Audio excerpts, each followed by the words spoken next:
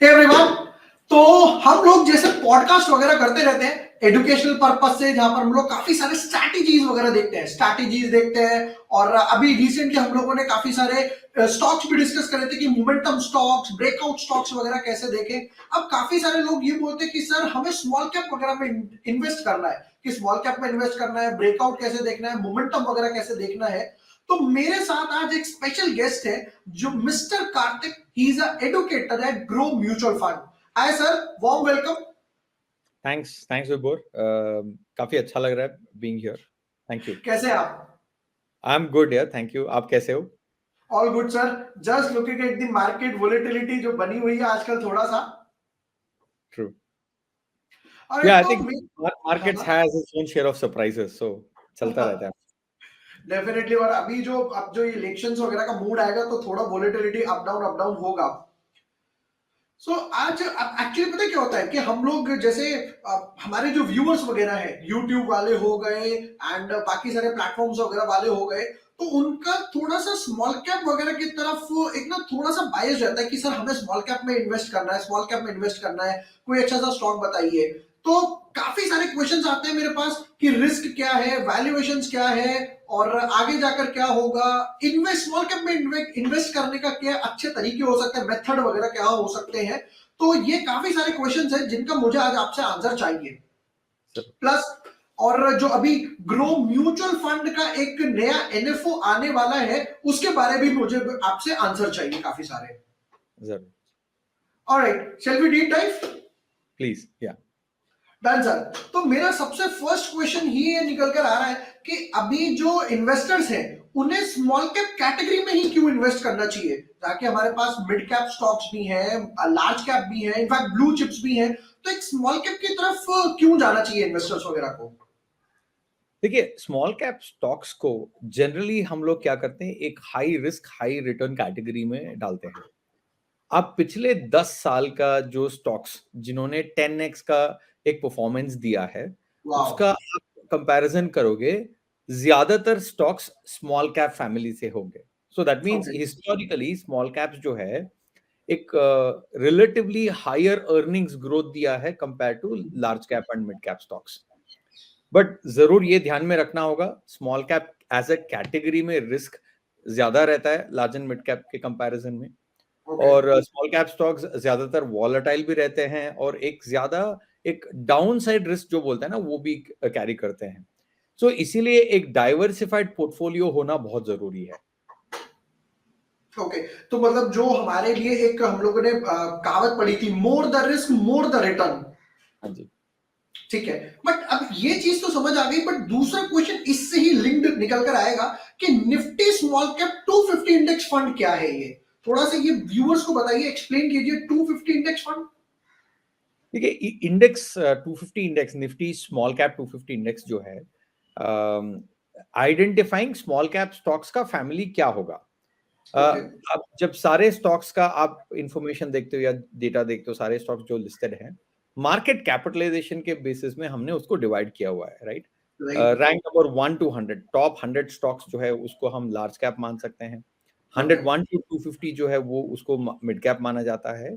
और rank number 251 to 500 जो stocks है, मतलब ये 250 स्टॉक्स का जो ये फैमिली है, इसको हम स्मॉल कैप बोल सकते हैं। ओके। और एक और इंटरेस्टिंग बात यह है, जब आप ये 250 स्टॉक्स का जब एक स्मॉल कैप इंडेक्स का आप एक कॉम्पोजिशन देखते हो, this is made up of almost 21 sectors, 21 sector से बना हुआ ये। ओके। हमारे पास अभी 22 सेक्टर्स है। वो 22 ओके। सेक्टर में से स्मॉल कैप जो है 21 सेक्टर्स को रिप्रेजेंट करता है। ओ। ओके।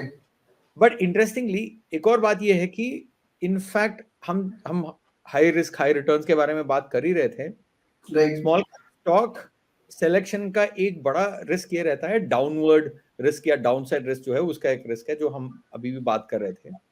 अब पिछले 5 साल का जब आप डेटा देखते हो, हाईएस्ट नेगेटिव रिटर्न्स दिया हुआ स्टॉक्स भी स्मॉल कैप फैमिली से ही है। राइट। तो उसके हिसाब से अगर आप देखोगे, एक कॉन्सेंट्रेटेड पोर्टफोलियो में स्टॉक स्मॉल कैप का इन्वेस्ट करना या एक दो स्टॉक का स्मॉल कैप में इन्वेस्ट करना रिस्की काफी माना जाता है। इसीलिए जब राइट। हम 250 स्टॉक्स का एक एक बास्केट को देखते हैं, वेल डाइवर्सिफाइड बास्केट, तो वहां पे आपका जनरल रिस्क इन्वॉल्व जो है वो कम हो जाता है। कम हो जाता है। हाँ जी। तो अब इस चीज से ये निकल कर आया, जैसे आपने स्मॉल कैप एक्सप्लेन किया कि उसमें रिस्क हाइयर रिटर्न वाली बात भी हो गई। तो क्वेश्चन ये कि किसी को अगर इन्वेस्ट करना है तो स्मॉल कैप ऐसे इंडेक्स में ही क्यों इन्वेस्ट करे वो? देखिए, अगर small cap as a category में इन्वेस्ट करना है तो तीन तरीका है। तो फर्स्ट ऑप्शन इज मैं स्टॉक सेलेक्ट करूं एज एन इंडिविजुअल, मेरा खुद का रिसर्च करके मुझे क्या स्टॉक सही लग रहा है एज पर मेरा रिसर्च कंक्लूजन के हिसाब से वहां पे मैं करूंगा। बट वहां पे लिमिटेड स्टॉक्स ही खरीदेंगे as an individual. Okay. High risk हो गया एंड उसके साथ साथ एक कॉन्सेंट्रेटेड पोर्टफोलियो भी आ गया, तो ये यहाँ का रिस्क एक्चुअली डबल हो जाता, डबल बढ़ नहीं गया। मतलब बढ़ जाता है, राइट। बट दूसरा एक ऑप्शन है जो ऑलरेडी काफी सारी ऑप्शंस जो है, एक्टिव स्मॉल कैप फंड्स, हम वहां पे भी इन्वेस्ट कर सकते हैं, ये एक्टिवली ओके। मैनेज है। अभी अभी तक आप देखोगे करीब 24 एक्टिव स्मॉल कैप फंड्स हैं। हर एक फंड का इन्वेस्टमेंट फिलॉसफी अलग होगा, स्टॉक सिलेक्शन राइट। पैरामीटर अलग होगा एंड पोर्टफोलियो भी अलग अलग होता है, राइट। इसके वजह से एज एन इन्वेस्टर एक सबसे बड़ा चैलेंज ये रहेगा आइडेंटिफाइंग द राइट फंड, क्योंकि क्या होता है, इस साल का बेस्ट परफॉर्मिंग फंड अगले साल में भी वो बेस्ट परफॉर्मर रहे या ना रहे, that's a bigger question mark, right. बिल्कुल। तब आता है तीसरा ऑप्शन, जब आप एक स्मॉल कैप इंडेक्स में इन्वेस्ट कर रहे हो, निफ्टी स्मॉल कैप 250 इंडेक्स में जब आप इन्वेस्ट करोगे, आपको क्या मिल रहा है? एक वेल डाइवर्सिफाइड पोर्टफोलियो मिल रहा है और ओके। एक पैसिवली मैनेज पोर्टफोलियो मिल रहा है। I mean as a there is no involvement from outside. Index को एग्जैक्टली कॉपी करता है और उसके साथ साथ आपको एक 21 सेक्टर्स का एक डाइवर्सिफाइड पोर्टफोलियो भी मिल रहा है। सो फ्रॉम ठीक है। That way it balances out the selection risk. अब ये चीज तो आपने जैसे अच्छे से एक्सप्लेन करी कि यहाँ पर रिस्क में कितना था प्लस मोमेंटम कितना था, बट क्वेश्चन ये है कि अगर मैं इसको निफ्टी 50 जो हमारा प्राइमरी इंडेक्स है, राइट, हम लोग पूरे दिन यही देखते रहते हैं कि यार निफ्टी कितना ऊपर चला गया, निफ्टी कितना नीचे चला गया, तो अगर मैं हिस्टोरिकल परफॉर्मेंस आपसे कुछ समझना चाहूं ये स्मॉल कैप 250 इंडेक्स फंड की और निफ्टी 50 की, तो उसमें कैसे डिफरेंशिएट होगा? देखिए, जब हम equity as a general investing की बात करते हैं, हम लॉन्ग टर्म परफॉर्मेंस की बात करते हैं। सो राइट। हिस्टोरिकल परफॉर्मेंस भी अगर हम लास्ट 10 साल का देखेंगे, निफ्टी 50 का सीएजीआर मतलब एनुअलाइज्ड कंपाउंडेड ग्रोथ जो है वो 12.96% है और Nifty Nifty 250 small cap index का जो है 18.9% का रिटर्न दिया हुआ है सीएजीआर एनुअलाइज्ड। सो यहाँ पे आप रिटर्न डिफरेंस देखेंगे तो ऑलमोस्ट 6% एनुअलाइज डिफरेंस हो गया, ऑन एन एवरेज रिटर्न का डिफरेंस है। सो नाउ आप इसी को एक एक एसआईपी टेम्पलेट के हिसाब से आप देखोगे, अगर मैं ऐसे एक इंडेक्स में 15 साल के लिए अगर मैं एसआईपी करता with 15,200 rupees every month, at the end of 15 years मेरे पास 1 करोड़ रुपीज का एक कॉर्पस बिल्ड किया होगा, right. That is what you know long term can help in terms of wealth creation. Right, जिसे हम लोग पावर ऑफ कंपाउंडिंग कहते हैं। हाँ जी, जरूर।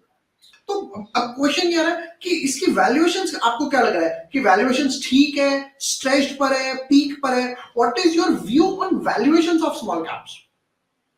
देखिए, वैल्यूएशन जब हम बात करते हैं, अलग अलग पैरामीटर्स देख के हमें कंक्लूड करना चाहिए ये स्टॉक या कोई एक इंडेक्स ओवर वैल्यूड है या फेयरली वैल्यूड है या अंडर वैल्यूड है, right. Okay. So I am sure आप इसको मानोगे कि one of the most common parameter हम जो देखते हैं वो है P ratio, price to earning ratio जो बोलते हैं, प्राइस टू अर्निंग। राइट। अगर कोई एक इंडेक्स का पी है अभी 25 चल रहा है, तो मान लीजिए for every 1 rupee of earning आपको 25 टाइम्स मतलब आपको 25 रुपीज इन्वेस्ट करना पड़ रहा है, राइट। राइट। जितना आप ज्यादा दोगे that means that's more expensive to get the same 1 rupee earning, जितना कम दोगे उतना अच्छा है in an ideal world. But as a standalone number इसको जज करना मुश्किल है, तो इसीलिए एक पी रेशो, इंडेक्स का पी रेशो जो भी है या जो भी आप पी रेशो बात कर रहे हो, आप उसको एक कंपेयर करके आपको एक आइडिया आएगा। तो हमने क्या किया, निफ्टी स्मॉल कैप 250 इंडेक्स का जो कंपैरिजन है उसको अभी हाल ही में जो एक्टिव फंड्स जो है स्मॉल कैप एक्टिव फंड्स उसका पी रेशियो के साथ हमने कंपेयर किया। Okay. Small cap active funds का एवरेज पी रेशियो जो ऑलमोस्ट वो जो 24 फंड्स जो है उसका एवरेज पी रेशियो जो है that is 42.62, whereas Nifty small cap 250 index का पी रेशियो है दैट इज 25.62। तो वहां पे आपको एक फेयर आइडिया आएगा वैल्यूएशन कहाँ पे है। एंड ये जो 25.62 है करंट पी लेवल्स, वो पी लेवल जो है पिछले 5 साल का खुद का इंडेक्स का एक एवरेज पी लेवल है ना, उससे भी कम वैल्यूएशन में अभी फिलहाल। That sounds amazing, but अब मेरा घूम फिर के एक क्वेश्चन आया थोड़ा दिमाग में, जैसे अभी आपने ही बोला कि इतने सारे स्मॉल कैप फंड्स है, राइट? और आपने ही खुद बोला कि हो सकता है जो आज परफॉर्म कर रहा है वो कल ना हो, जो कल परफॉर्म कर रहा है वो आगे निकल जाए। अब क्वेश्चन ये आता है कि Groww Nifty small cap 250 index fund ही क्यों? काफी सारे हैं, तो मैं ग्रो निफ्टी म्यूचुअल फंड ही क्यों लूं? देखिए, एक पैसिव फंड सेलेक्ट करने का पैरामीटर जो है काफी आसान होता है। पैसिव फंड जो है वो इंडेक्स को कॉपी करना चाहिए और रिटर्न्स जो है इंडेक्स के ऑलमोस्ट लगभग उतना ही देना चाहिए। वो होता नहीं है, उसका कारण ये है, हम बोलते हैं इसको ट्रैकिंग एरर। तो ट्रैकिंग एरर के वजह से जो है पोर्टफोलियोज या रिटर्न जो है या परफॉर्मेंस जो है अलग हो सकता है। जितना ज्यादा ट्रैकिंग एरर है तो उतना ज्यादा डिविएशन है, ट्रैकिंग एरर कम है तो उतना डिविएशन कम होगा। इसका अलग अलग कारण हो सकता है, बट सबसे एक अहम कारण यह है कि इंडेक्स वेटेजेस जो है वो बदलता है due to change in price. जैसे कि जैसे जैसे स्टॉक का प्राइस बदलता रहता है तो इंडेक्स का वेटेज भी बदलता रहता है। एज अ पोर्टफोलियो और एज अ फंड अगर मैं ये चेंजेस को हफ्ते में या 10 दिन में 15 दिन में एक बार मैं इंप्लीमेंट करूं, वो गैप रह जाता है, राइट? तो इसको फ्रीक्वेंटली इसको रेप्लिकेट करना एक सबसे बड़ा टास्क है। तो इस टास्क को आसान करने के लिए ग्रो इन हाउस एक प्रोप्राइटरी टेक्नोलॉजी डेवलप किया है जिसको हम बोलते हैं स्पीयर टेक्नोलॉजी। ये टेक्नोलॉजी हमें ये फ्रीक्वेंट रीबैलेंसिंग में हेल्प करेगा एक पोर्टफोलियो को।